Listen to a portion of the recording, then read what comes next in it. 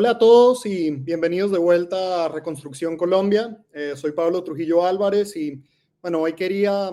hacer un episodio especial para recapitular con ustedes un poco lo que hemos venido haciendo en este espacio, con esta intención de superar la agenda mediática que nos tiene a diario pensando en cada crisis inminente para poder pensar en el país más a largo plazo, más en términos de las soluciones que vamos a necesitar a partir del 2026 y más allá en general para construir una sociedad mucho más próspera, mucho más libre, mucho más funcional, en la que podamos soñar en conjunto. Y más o menos en ese sentido llevamos 6 entrevistas donde hemos podido llegar a 3 conclusiones básicas, a 3, digamos, macro conclusiones. En primer lugar, desde la academia, con los profesores Enrique Serrano y Carlos Eire, de la Universidad del Rosario y de la Universidad de Yale, respectivamente, una universidad colombiana, otra extranjera, pero profundamente conectada de alguna manera a nuestro futuro, por lo que significa y por lo que significa la misma experiencia del profesor Eire como exiliado cubano. Y llegamos a la conclusión en esas conversaciones de que Colombia es un país que no se entiende a sí mismo lo suficientemente bien, que cree que todo está por construir, que no sabe apreciar lo que ha construido, lo que le ha costado conservar, lo que ha construido, que de alguna manera ha carecido del triunfalismo que ha caracterizado a muchas otras sociedades latinoamericanas, como la mexicana, como la peruana, que a su vez esa falta de triunfalismo ha limitado un poco el alcance de nuestro actual proyecto revolucionario, pero que podría ser una vulnerabilidad a la hora de tratar de superarlo. Que a medida que avancemos hacia las soluciones y el país del futuro que vamos a necesitar, no podemos volver a caer en ese complejo de inferioridad y en esa falta de autorreconocimiento,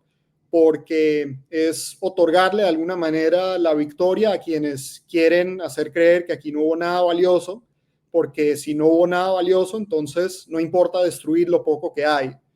Del otro lado, tenemos unos creyentes religiosos que se han tomado el país, pero unos creyentes religiosos en el modelo castrista, ese mismo modelo castrista que se ha venido adaptando a las circunstancias en Cuba inicialmente, pero después en Venezuela, en Nicaragua, con mucho menor éxito en otros países que han logrado conservar sus democracias y que ahora estamos enfrentando en Colombia desde el poder por primera vez. De alguna manera necesitamos la convicción del enemigo, pero sin abandonar nuestros valores, nuestra creencia en el pluralismo y en la dignidad humana. Pero como enfatizó el profesor Eire, estamos frente a un grupo de personas dispuestos a matar y a traicionar a su mamá con tal de lograr realizar su visión política. Entonces, tenemos que como mínimo entender el valor de lo que hemos construido y entender la necesidad de defenderlo en conjunto, como sociedad civil, como ciudadanos, desde donde estemos. Por otro lado, pudimos hablar con 2 economistas extraordinariamente destacados, el doctor Daniel Gómez Gaviria y el exministro de Hacienda, José Manuel Restrepo, sobre los muchos problemas, tanto históricos como actuales, de la economía colombiana. Por un lado, ha sido una economía afectada por la informalidad laboral, esta a su vez generada por un mercado laboral disfuncional, excesivamente rígido, que mantiene a más del 50% de los trabajadores por fuera del empleo formal,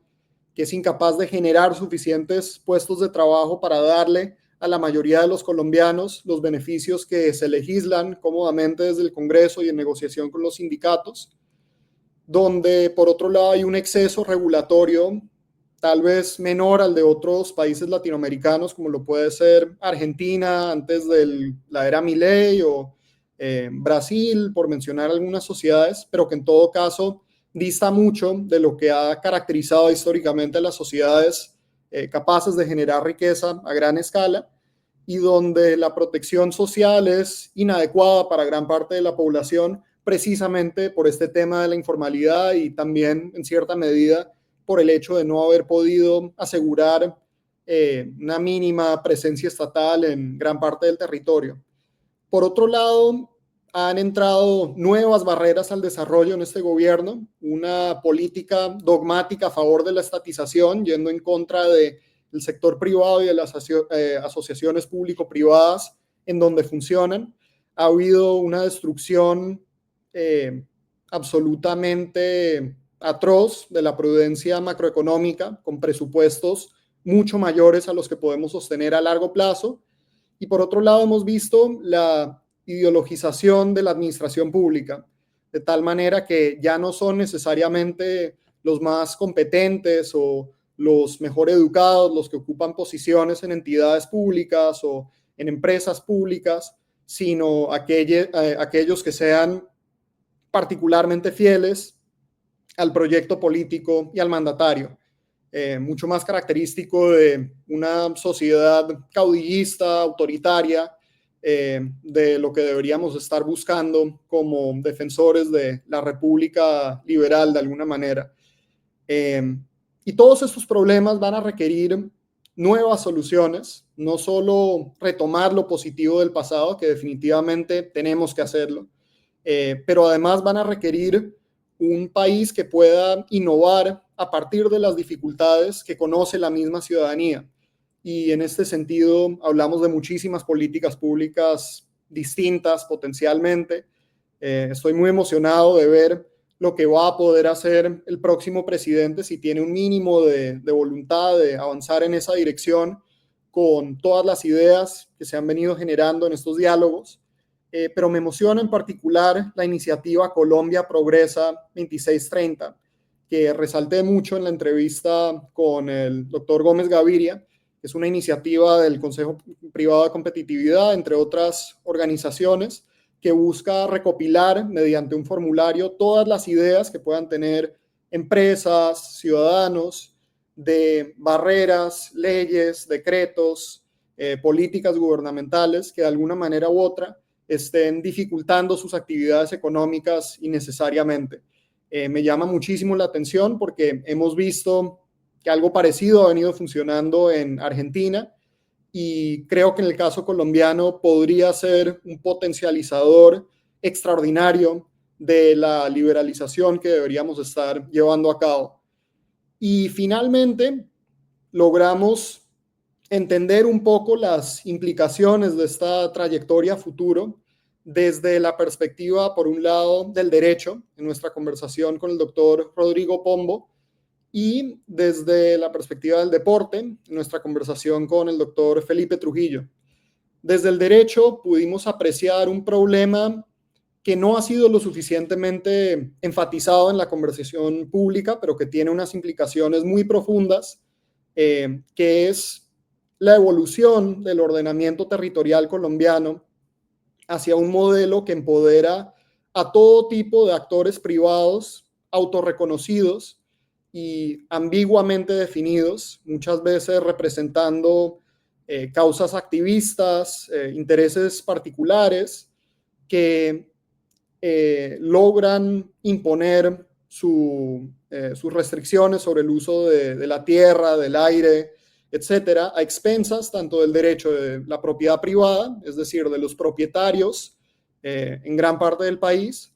como a expensas de la capacidad de las autoridades democráticas debidamente elegidas, los municipios, las gobernaciones, el mismo gobierno nacional, de regular las relaciones económicas. Estamos frente a una situación en donde si no se toman las medidas necesarias, tanto desde el Poder Judicial como desde el gobierno nacional y desde la misma sociedad civil que vaya generando una reacción hacia esta problemática, podríamos ver restricciones cada vez mayores para construir la infraestructura que necesitamos para superar la pobreza, para superar las muchas carencias en materia energética que tiene nuestro país, por ejemplo, para finalmente desarrollarnos en una dirección mucho más positiva, donde ya llevamos 3 años y seguramente van a ser 4 de proyectos frenados indefinidamente, de un retraso generalizado en la evolución del país, no podemos permitir que esta tendencia desde lo jurídico vaya a seguir imponiendo nuevas trabas, que seguramente, como sabemos, el petrismo no va a desaparecer después de salir del poder, que yo tengo la confianza de que no van a ganar las próximas elecciones y que van a haber elecciones razonablemente transparentes en el 2026, pero que no se van a ir, sino que, como se ha sugerido en el pasado sobre Argentina, cuando no estén gobernando van a abogar por no dejar gobernar. Y tenemos que encargarnos de eliminar todas las barreras que les vayan a facilitar ese esfuerzo. Entonces, esa sería una perspectiva. Y luego, con el doctor Felipe Trujillo, hablamos de la necesidad de retomar la confianza generalizada en el país por las implicaciones que tiene en el sector del deporte.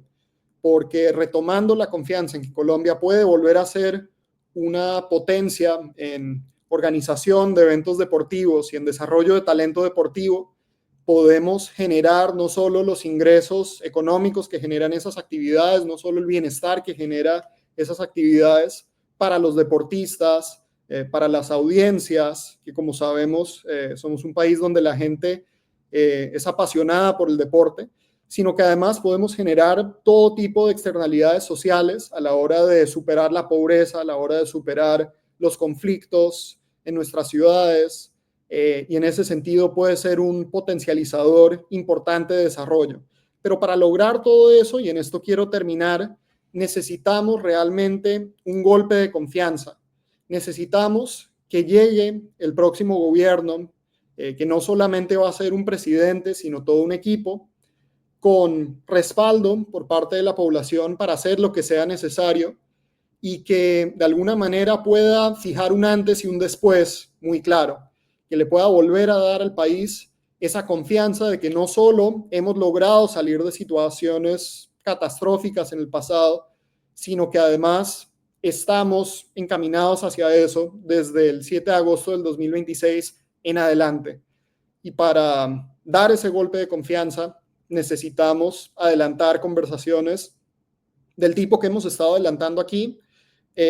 a los más altos niveles del gobierno, con todos los sectores, entendiendo todas las perspectivas profesionales, académicas, y generar de esa manera una visión incluyente, integral, de lo que pueda ser nuestro país a futuro. Entonces, los invito a ver estas entrevistas para que puedan sacar sus propias conclusiones. Eso ha sido, de alguna manera, lo que yo he podido destacar como hilo conductor entre todas ellas. Y los invito a seguir con nosotros, seguir viendo estas entrevistas para que podamos terminar este proyecto con broche de oro y facilitar que el impacto que pueda tener sea el mayor posible. Muchísimas gracias y que tengan un excelente fin de semana.